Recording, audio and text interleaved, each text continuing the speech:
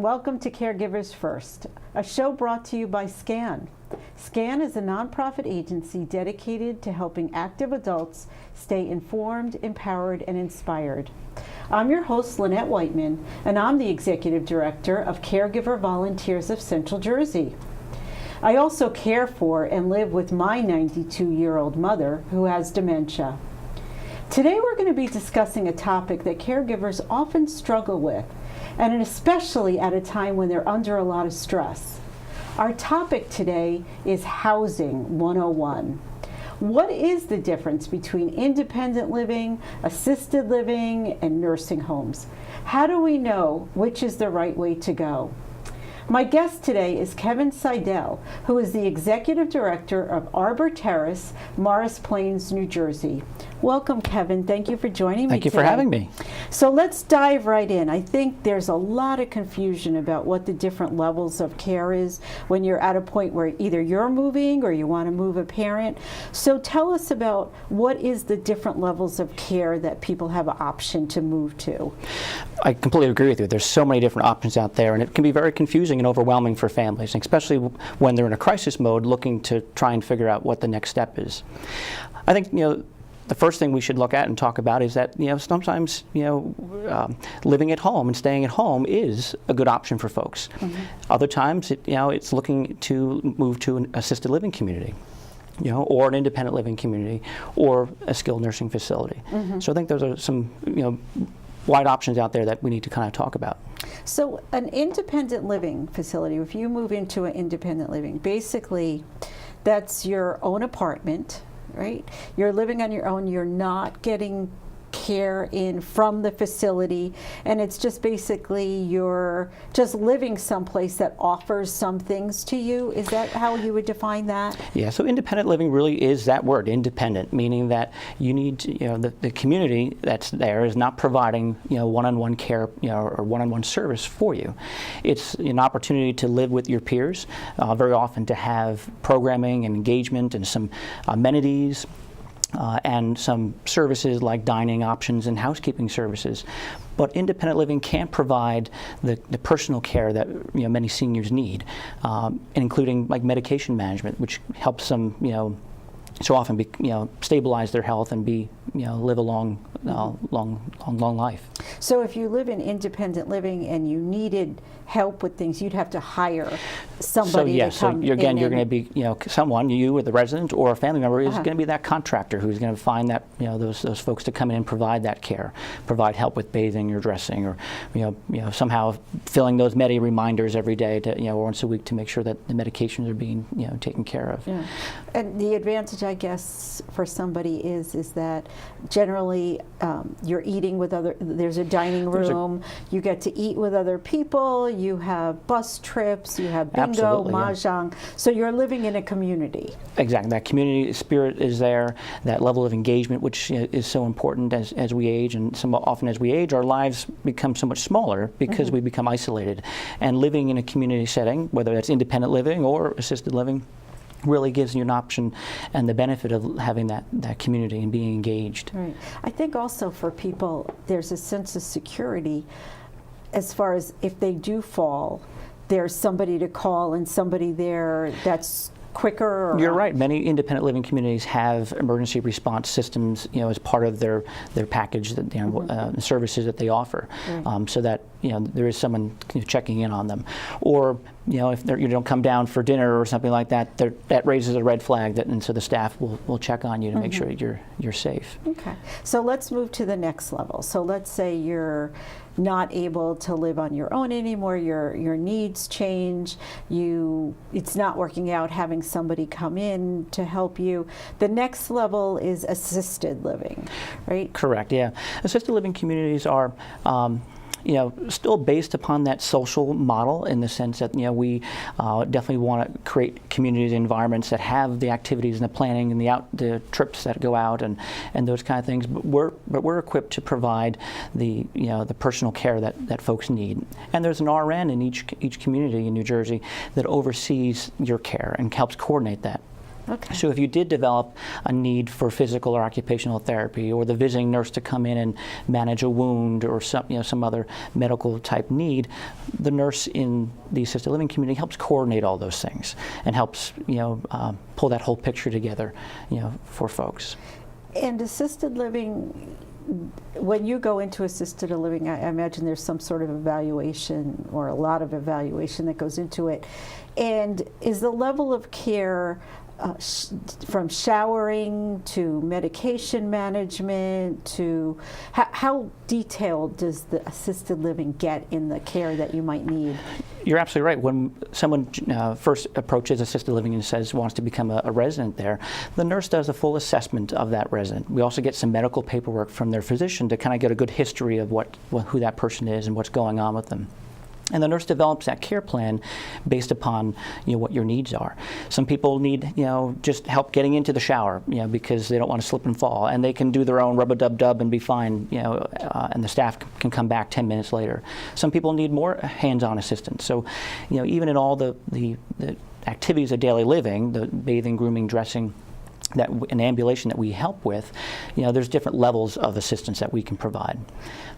And are you still in your own apartment when you're in assisted living? We have assisted living offers, very often, companion apartments to studio apartments to 1-bedroom to even 2-bedroom apartments.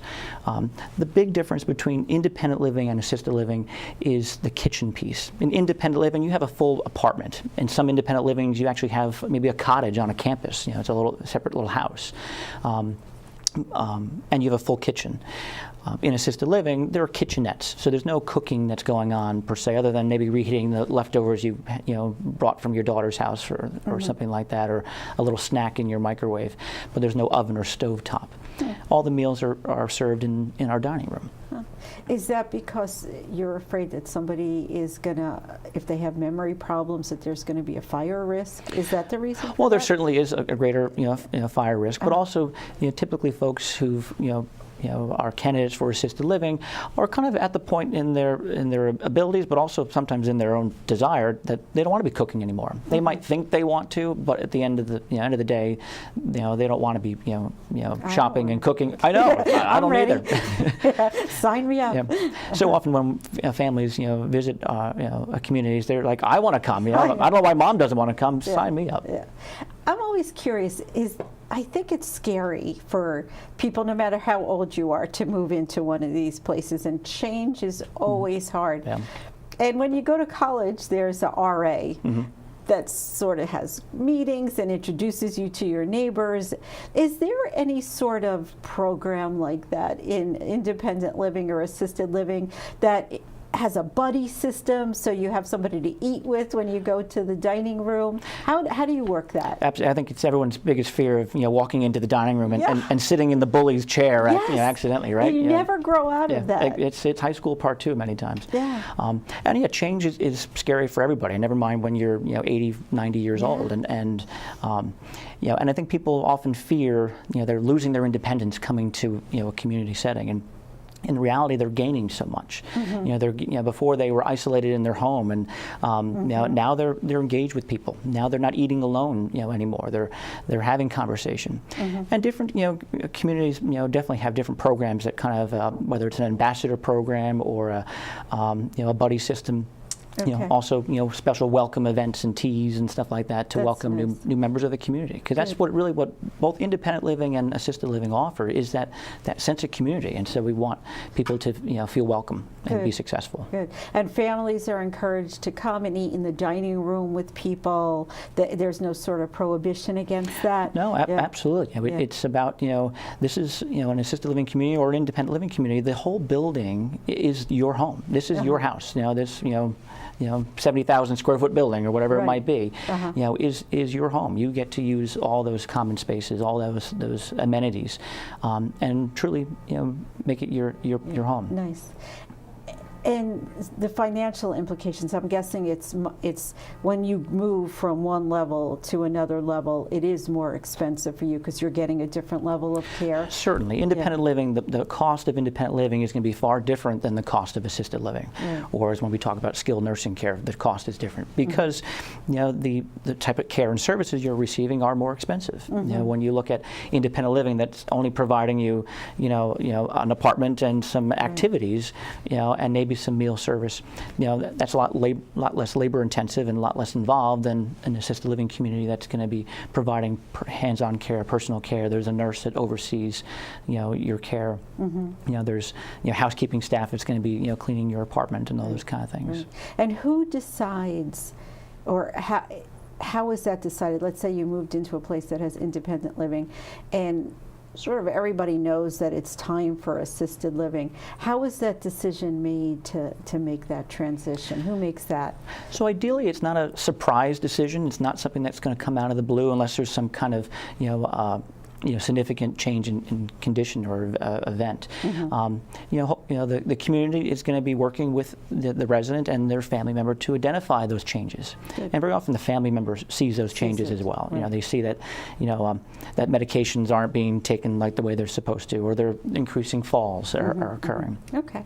When we come back from the break, we're going to talk about the next level, which is going into a nursing home or nursing facility. So hold that thought.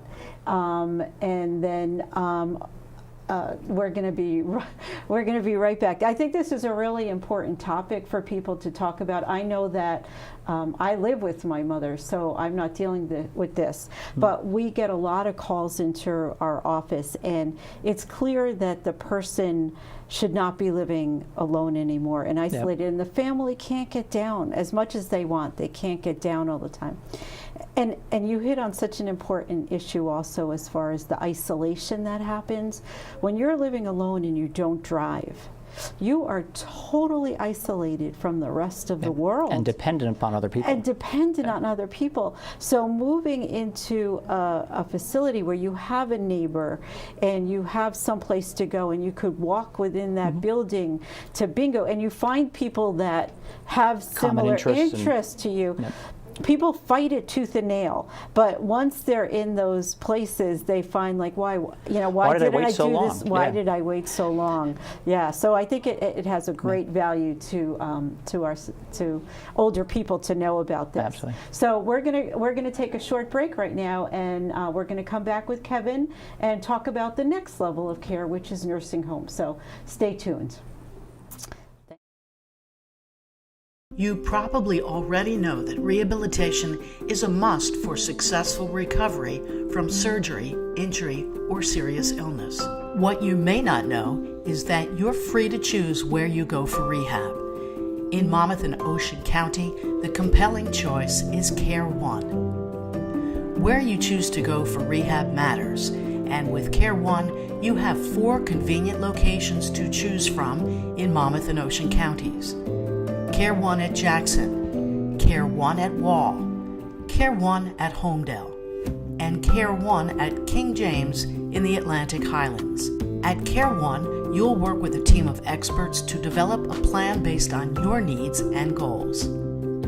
You'll have the full support of caring, compassionate physicians, RNs, licensed therapists, and nutritionists dedicated to helping you recover successfully without setbacks, at a pace that makes you comfortable and successful in meeting your rehabilitation goals. Once you take the first step with us, you'll never look back.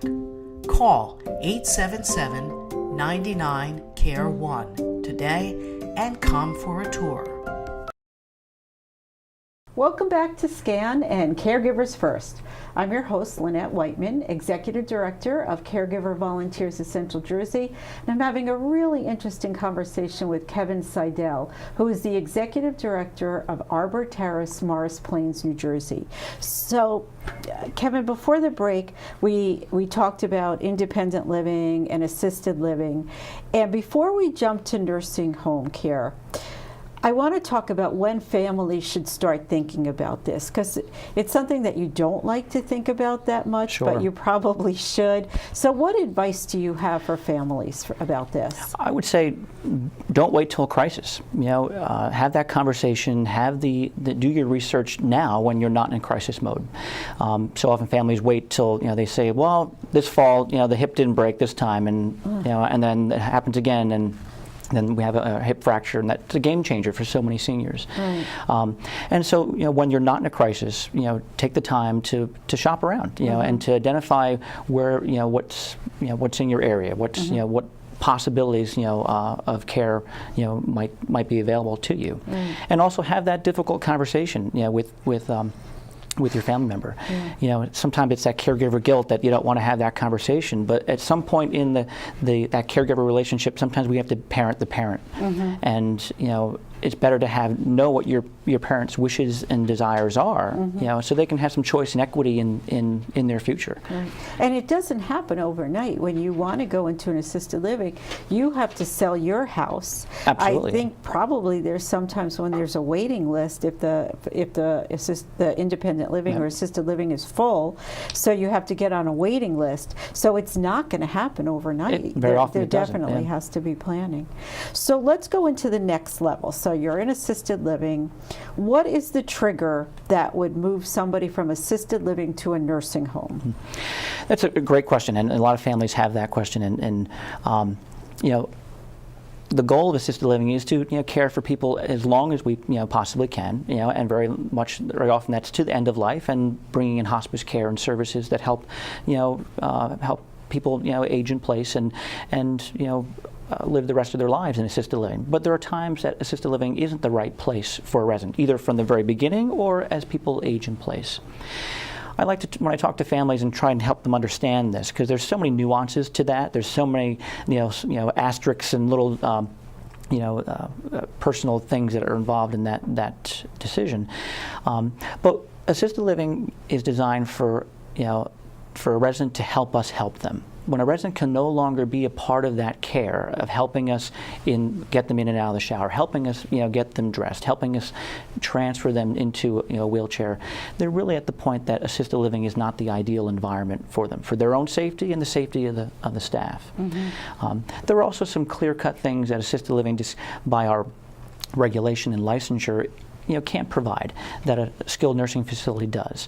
So that's like things like feeding tubes and IV therapies and ventilators and some more skilled and advanced care needs. And once a resident becomes full custodial care, that means the staff, that resident is dependent upon the staff for everything, every part of their day and their function. That's really not the right environment for someone in assisted living. And a skilled nursing community is really what meets those needs best. And I imagine it's the same thing. The family meets with the staff and you discuss what's going on, and then it's a joint decision to make that next move. And very often, the community, the assisted living community that's that resident lives in now and needs to leave, makes recommendations and makes helps families guide them and point them in the right direction. Okay. All right. Let's say that a family is being proactive. They realize they're getting up in age. They're not going to be able to drive for much longer, and they start to investigate their surroundings and what their options are. What advice do you have for people to select the place that they go to? What should they be looking for? Well, I think it's important to talk to your peers. As as our population ages, more and more, people are playing that role of caregiver and have experiences that they can share and have advice that they can give. So reach out to your own network of friends and family and Facebook and all that kind of stuff to get that initial advice. And as a provider, our greatest means of spreading the word is word of mouth, and we're excited when our families rave about us and share that good news.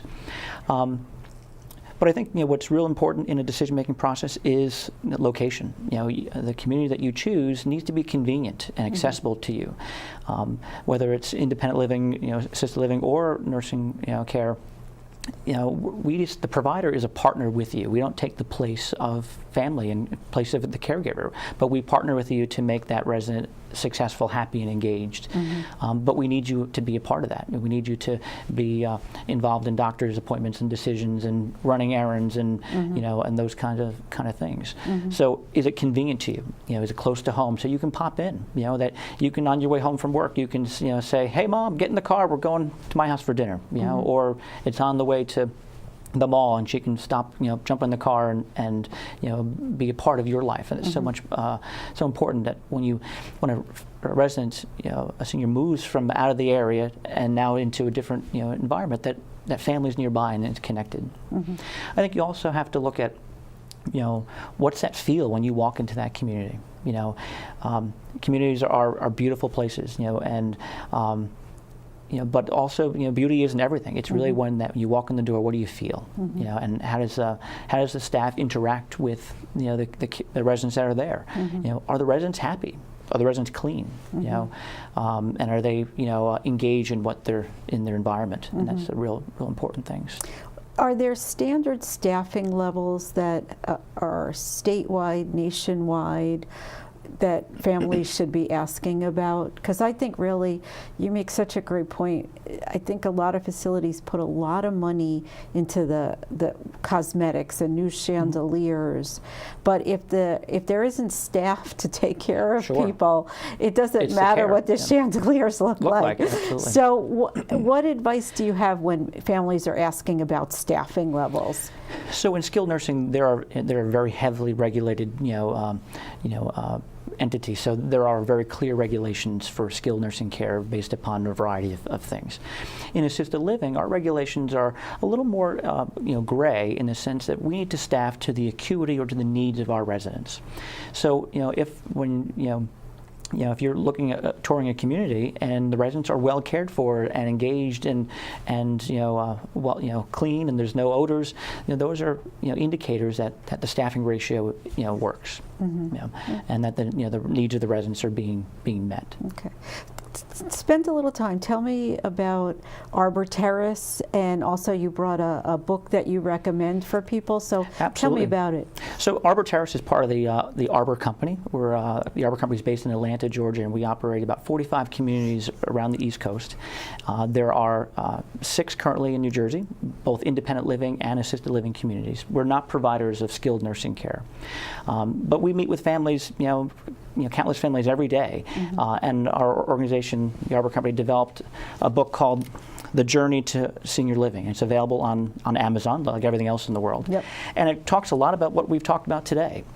About what the different options are. Also talks about, how to have that conversation, with your family member about next steps. And also guides you through the process of actually transitioning to a community and gives some good advice about that.